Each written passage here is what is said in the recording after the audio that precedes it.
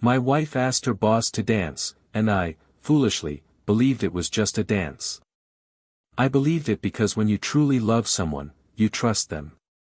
And I trusted them. Not blindly, but with that gentle trust that comes from daily interaction, from knowing glances, from promises whispered in the dark. I believed she was my partner, my friend, my home. And even when I saw them dancing a little closer than necessary, I still convinced myself it was all in my head.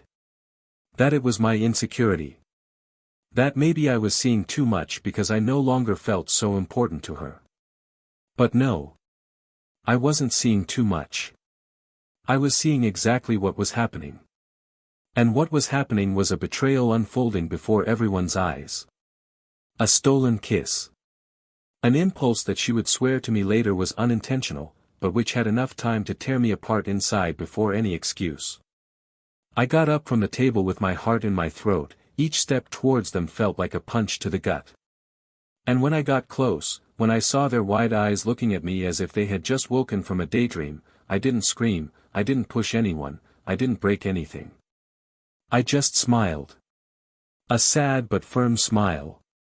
I said, "Make yourselves at home, now you two are each other's problem." And I left the room. I left with the dignity she had dropped on the floor along with that kiss. I didn't look back, I didn't tremble, I didn't hesitate. Because at that moment, I knew that some part of me had died there. And I only wanted to save myself from the part that was still alive. In the following days, she showed up at my door with red eyes, her words slurred, saying it was all a mistake, that she was drunk, that she didn't know what had come over her. I could hear her, but it was like listening to someone from afar, like a muffled, weak noise coming from another room. She said she loved me, that she chose me, that she didn't want to lose him, the boss, but rather me. But whoever betrays, chooses. And she chose. Not just in that instant, but over time, in the complicit silences, in the unspoken needs, in the unfulfilled expectations, in the comparisons she perhaps made silently, thinking no one noticed. She chose to betray me when she stopped seeing me. And when you stop seeing someone, you lose them little by little, until one day you realize they're no longer there. That's what happened to me. I drifted away a little more each day. And that night, I just closed the door. She tried, she insisted, she wrote long messages that I read slowly. Every word of hers was a plea for rescue. But I couldn't rescue her. Not after she dragged me down with her. What I could do was swim away, cling to whatever piece of myself was still floating. And that's what I did. Silently, without fanfare, without playing the victim. I simply rebuilt my days. I started waking up a little earlier, walking down the street as if the world still belonged to me. Because it did. Because I still had value, even if she had forgotten me for a moment. A moment can end a life. And she destroyed ours for a moment she couldn't even explain. Time passed. Not much, but enough for me to feel like I was breathing again. I met someone. Someone who didn't ask too many questions, who didn't demand proof, who didn't doubt who I was. Someone who laughed lightly, who spoke of small things as if they were important. And they were. Because in the end, what sustains love isn't grand gestures, but small constants. This person looked at me with truth. Touched me with respect. Loved me clearly. And that healed me more than any therapy. It was like that, slowly, that I began to forget the sound of the voice of the woman who betrayed me, her scent in bed, the way she said my name. But fate loves irony. And one day, she returned. Not to return to me, but to try to understand what she had lost. She came to my door again, her eyes even deeper, her voice lower, her hands trembling. I don't know what came over me. I just wanted you to listen to me. And I listened. Because I was the same man who had always been fair. But fair also means knowing what is no longer acceptable. And when she finished speaking, asking for forgiveness, begging for a second chance, I just smiled. I took something from my pocket. It was the old wedding ring. It was there, like a memory. I gave it to her and said, "This doesn't serve me anymore. But I hope that one day you find someone who chooses you. And that you choose them back." She cried like someone who understands, not like someone trying to convince. Because at that moment, she knew. She knew there was no going back. What hurt the most wasn't the kiss. It was what it represented. It was the end of everything we built together. It was realizing that she wouldn't lose me to someone else, but to herself. She dug her own grave with trembling hands, thinking she'd have time to fix everything later. But time doesn't wait for those who betray. It moves on. And with me, it moved on. Today, she lives with the emptiness of what will never return. I, with the peace of someone who was chosen again, by someone who would never make me bleed.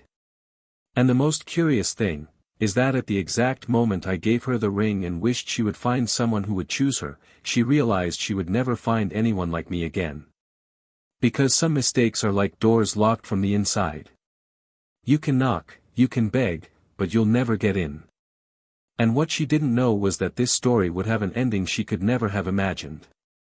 Because, well, love has its ways of taking revenge, and sometimes it takes revenge with silence. With elegance. And with a new beginning that doesn't include the one who hurt us. Now, all that remained for her was not just regret, but the certainty that she had lost not only the man who loved her, but also the only one who would have been able to forgive her completely if she had confessed before the kiss happened. What if she had told the truth? What if it wasn't with the boss? What if I had hesitated before leaving? Perhaps the story would have been different. But it was her choice. And the ending was written by me. Welcome to the channel. Here, we neither romanticize nor support any kind of betrayal. The stories told are fictional, but based on realities that show how much infidelity can destroy lives, families, and true love. Each narrative is a reminder that those who choose to betray lose much more than they imagine. Get ready. What you're about to hear is a story shocking, intense, and full of twists and turns. Take a deep breath. Because the truth sometimes hurts more than a lie. They met on a warm spring afternoon in a modest corner cafe where the city noise seemed to respect the delicacy of the moment. He, with the tranquil gaze of someone who had learned to observe before speaking, carried on his face the gentle marks of time and in his gestures a care that betrayed a whole heart. She, with her light laughter and easy conversation, seemed to illuminate the places she passed through. It wasn't one of those whirlwind romances from the movies, but something rarer and more precious, a recognition. As if every silent part of them already knew, from the first glance, that something serious was beginning there. A story. A path of two people who weren't seeking perfection, but shelter. In the following months, everything between them unfolded with an effortless naturalness. There were no extravagant promises, no rehearsed speeches. Just a slow, steady construction, made of small gestures, of coffees shared in silence, of hands seeking each other in crowds, of messages written for no reason, just because. The conversations ranged from philosophy to the banalities of the day, and even in their differences, there was always respect. He admired in her the way she devoted herself to the things she loved, how she spoke of her parents with tenderness, how she faced the world with a quiet courage. She saw in him a rare kind of solidity, someone who didn't run away, who knew how to listen, who remained even when everything around seemed to want to leave. Their relationship grew stronger, more present, and deeper.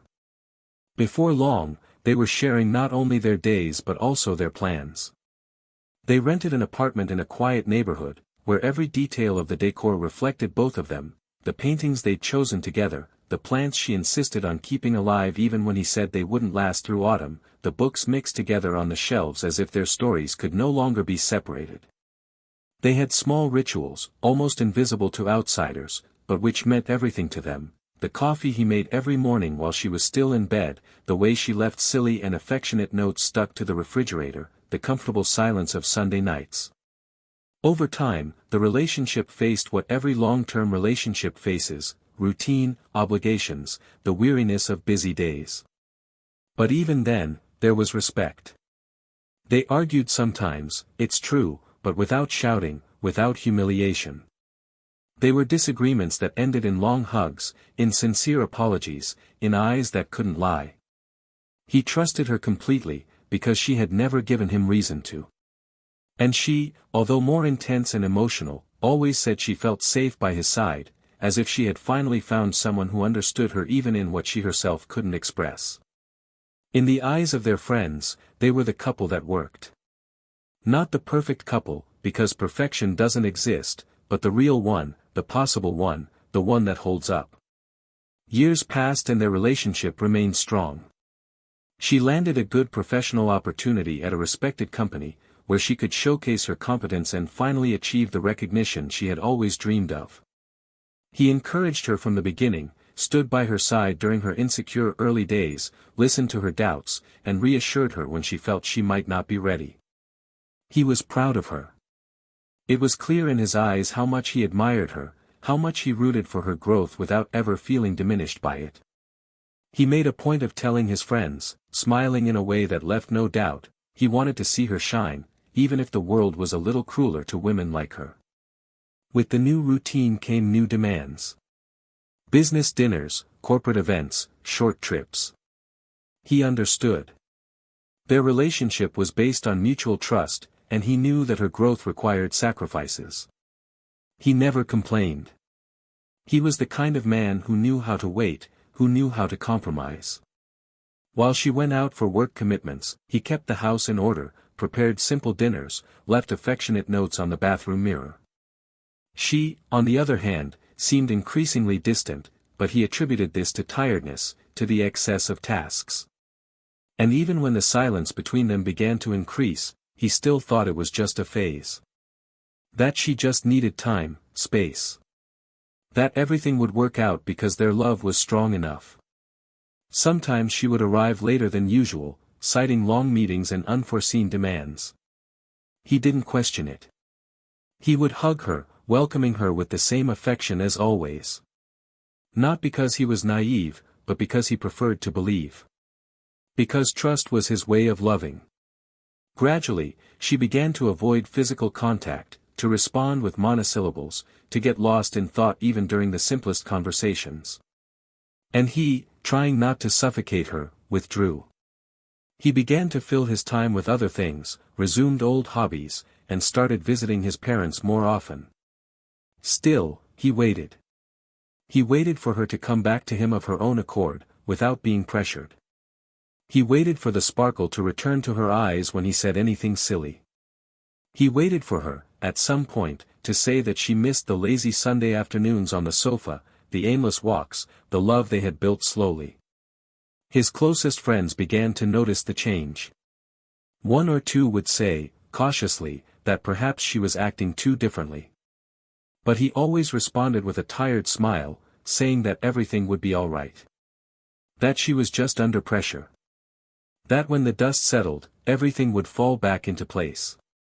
He was that kind of man, loyal, patient, willing to row alone when he felt the other was tired.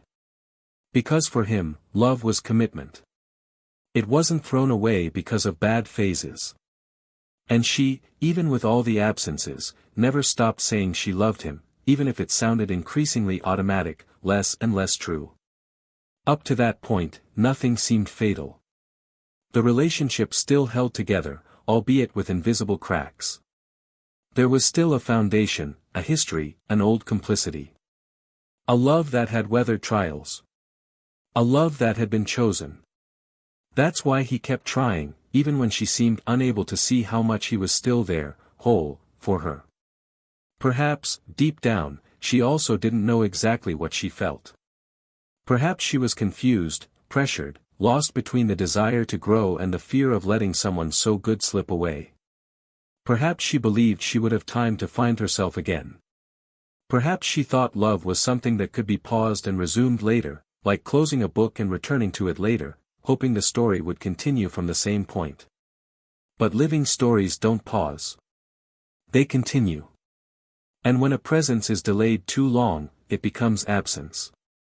He didn't know it yet, but he was already being slowly left behind. He was already being forgotten by someone he would never forget. And she was about to discover that one wrong step can break years of building. That there's not always a way back when certain boundaries are crossed.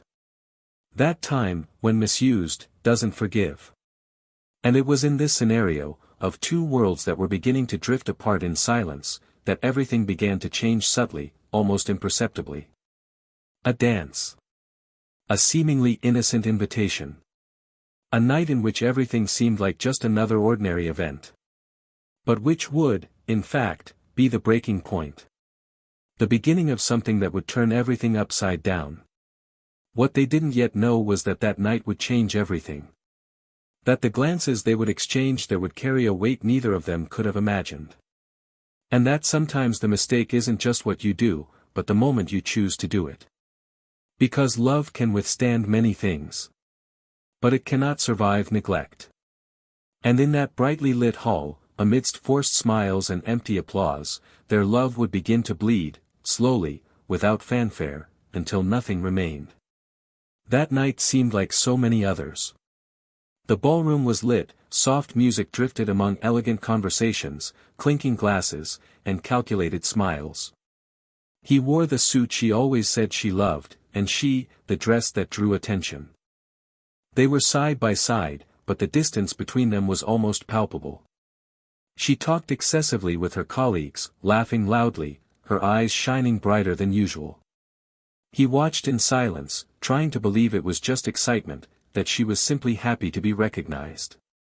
But deep down, there was an unease, a strange feeling he couldn't name. And when she asked the boss to dance, he nodded with a restrained smile, trying to ignore the tightness he felt in his chest. At first, the dance seemed normal. Two adults, slow music, a social event. But there was something in the way she looked at him, something in the way he held her. Small gestures that, to anyone else, would go unnoticed, but to those who know the details of love, screamed uncomfortable truths. And then, it happened. A kiss. Quick, reckless, undeniable. A dry crack in the air that echoed through the entire room. For a moment, time stopped. Everyone's laughter ceased, their gazes turned, and she, with her lips still close to his, realized her mistake the exact second her eyes met her husband's. The ground seemed to disappear beneath her feet. He, in silence, walked towards them. The sound of his steps was loud, heavy, almost cruel. When he got close, he looked at them both with a look that mixed calm and destruction. He said only, in a low but firm voice, "Make yourselves at home. Now you two are each other's problem." And he left. The silence that followed was unbearable. She wanted to run after him, explain, say she didn't know what had happened, but her body wouldn't obey. The boss, embarrassed, simply lowered his head, murmuring something about it having been an impulse. But no impulse justifies what breaks in a second. She stood there, motionless, watching the love of her life turn his back and leave, taking with him everything they had built. When the sound of the door slamming mixed with the music that started playing again, she realized that something inside her had shattered. In the following days, she tried to talk to him. Messages, calls, visits to his door. He looked at her serenely, but there was an insurmountable wall. When she tried to explain, he said there was nothing more to explain, that some things can't be undone with words. The hardest part was the absence of anger. He didn't shout, didn't humiliate her, didn't seek revenge. He simply remained silent. And his silence hurt more than any insult. It was the silence of someone who loved deeply and didn't want to transform that love into hate. It was the silence of someone who was, little by little, learning to let go. She, however, couldn't move on. Every morning she woke up burdened with regret. Her boss, who had been complicit in the mistake the night of the incident, now avoided her. The kiss she had considered a slip-up had become a ghost. She tried to reconcile with her husband, begged to talk, and when he finally agreed to meet her, she believed there might be hope. She chose her words carefully, prepared to say everything she had kept inside, the fear, the regret, the confusion. When she saw him arrive, her heart raced. He was still the same, serene posture, firm gaze, tranquil presence. But there was something different. A new glow, a lightness she no longer recognized. They sat facing each other. She tried to smile, but tears were already streaming down her face before she could even speak. She said she knew she had hurt him, that nothing she said would change what had happened, but that she still loved him. She asked for another chance, said she had learned her lesson, that the kiss meant nothing, that she regretted it instantly.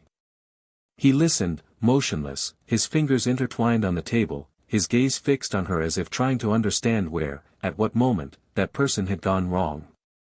When she finished, he took a deep breath and waited. The silence between them seemed endless. Then he said, "You tell me you regret it, but regret doesn't erase what was chosen. I didn't lose you that night. I lost you long before, when you stopped looking at me the same way. When you started thinking I was just part of the routine. When my love became a given, and you stopped caring." She tried to interrupt, but he raised his hand, asking her to calm down. He continued, "I'm not here to judge you.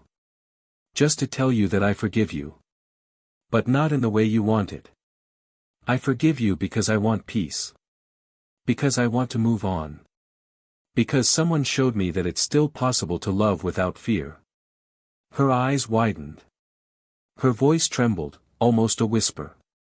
"Someone?" He nodded. He said he had met a woman a few months ago, unexpectedly. That she hadn't come to replace him, but to remind him that pure, sincere love, without wounds, still existed. She made me smile without me having to forget what I'd been through. She looked at me with admiration, listened to me without rushing, made me want to be better. And what touched me most was realizing that I could feel light again. Her tears now flowed uncontrollably. She tried to say it was too fast, that he was confused, that it was just a reflection of her pain. He looked at her tenderly, but firmly. "No. It's not confusion. It's a reunion. I didn't choose to move on to punish you. I chose it because I understood that you can't rebuild something on the ruins of respect." She stood up, desperate, took his hands, tried to find in his eyes any sign of the man who had once waited for her. She said she loved him, that she would do everything differently, that all he had to do was say one word. But he remained silent for a few seconds, then took his old wedding ring from his pocket. She recognized it immediately. That ring represented promises, laughter, plans, everything they had been. He held the ring between his fingers and observed it for a moment before saying, "This doesn't fit me anymore. But I hope that one day you find someone who chooses you. And that you choose them back." She remained silent, feeling the weight of those words. He placed the ring on the table, stood up, and left. She stood there, motionless, watching the small golden circle reflect the dim light of the place. Each passing second was a reminder of what she had lost. She tried to take a deep breath, but the air felt too heavy. Her mind filled with memories, the cafes, the lazy afternoons, the glances. Everything she had taken for granted now seemed distant, inaccessible. Regret was a tide that came and went, carrying away any remaining peace. Days later, she learned from mutual friends that he was different. Calmer, more serene, with a new sparkle in his eyes. The woman he had spoken of seemed real, present, and this tore her apart. Not out of jealousy, but from the realization that the love she had thrown away had found a new home. He continued to smile, and she, in turn, sank into memories that could not be retrieved. One afternoon, when she finally mustered the courage, she went to the park where they used to walk. She saw him in the distance. He was there, laughing, walking beside another woman. The simple gesture of seeing him hold someone's hand with such naturalness made the ground disappear beneath her feet. She wanted to approach, to say something, but his gaze, upon noticing her, was courteous, distant, respectful, the gaze of someone who has already forgiven, but no longer belongs. She looked away, swallowed her tears, and left, understanding that his forgiveness was final. From that moment on, she understood that the greatest punishment for betrayal is not being discovered, nor losing immediate affection, but watching, powerless, the person who once loved her learn to be happy without her. And that is the wound that doesn't heal, the memory that burns in silence. Because when he left that ring on the table, he didn't just return a symbol. He returned the entire past. And in that instant, she lost the future. That night, when she saw his fingers intertwined with another woman's, something inside her finally broke, definitively.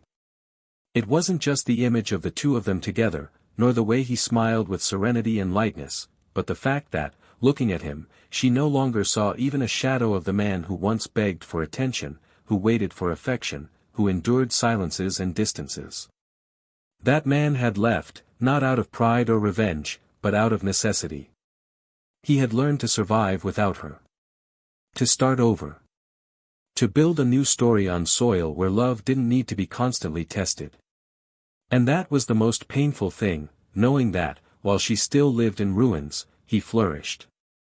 Time passed cruelly slowly for her. Long days, endless nights. She tried to keep busy, sought advice, threw herself into reading and therapy, but the emptiness wouldn't subside. It was as if a part of the world had stopped, frozen the moment she saw him leave. She tried to convince herself that the pain would lessen, that time would heal, but the truth is that certain losses can't be treated with the passing of hours. Some losses reside within us and become part of who we are. The image of him handing her that ring, his calm and firm eyes saying he wouldn't return, kept coming back in her dreams, in her most random thoughts, in the moments when her heart beat slower. He began to avoid the places they used to frequent together, the music they listened to, the meals they shared. Even small things, like a brand of coffee or a pillow color, became reminders of what had been destroyed. And the cruelest part was that there was no one to blame but herself. She was the one who had opened that door, she was the one who had betrayed his trust, she was the one who had allowed his presence to become just a memory. Sometimes, the realization hit her harder, like when she impulsively picked up the phone to talk about something from her day and remembered he wasn't there to listen anymore. Or when, in the middle of a conversation with friends, she heard someone describe the ideal partner and realized she had already had one, and lost him. Meanwhile, he was living another chapter. A new chapter, clean, without any trace of pain. His new relationship wasn't an escape, but a natural consequence of his capacity to love, even after being hurt. With his new woman, he rediscovered the value of small things, the importance of being seen truthfully, the comfort of being with someone who chooses to stay without needing to constantly prove their worth. It wasn't about forgetting the past, but about not allowing the past to continue defining the present. He moved forward without haste, without bitterness, and that was his greatest victory, not allowing the betrayal to transform him into someone bitter or cynical. Eventually, he and his new partner decided to live together. There was no party, no announcement, just a natural change for those who understand that love, when it's real, doesn't need an audience. They were good, they were at peace, and that was enough. Little by little, he rekindled old ties with friends he had drifted apart from, revived dormant hobbies, began visiting his parents more often, and living more fully in the present. The pain he had once felt had left its mark, yes, but it was the mark of someone who had survived. And that, too, is self-love, knowing when you've done everything possible and choosing not to insist on the impossible. Years passed. She, who once had everything, now carried a constant absence. She had brief relationships, but none that took root in her heart.